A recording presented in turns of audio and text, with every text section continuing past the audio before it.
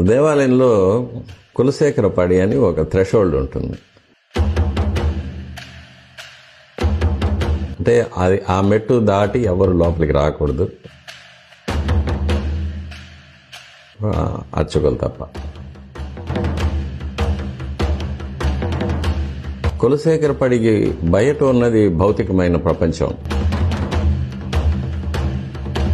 కులశేఖర పడి లోపల ఉన్నది ఒక మానవాతీతమైన ఒక పరిమాణంలో ఉంటుంది. అక్కడి నుంచి బయట ప్రపంచాన్ని చూసినప్పుడు మనకు అది పారదర్శకం అయిపోతుంది. వచ్చిన ప్రతి మనిషి ట్రాన్స్పరెంట్ అయిపోతాడు అక్కడ.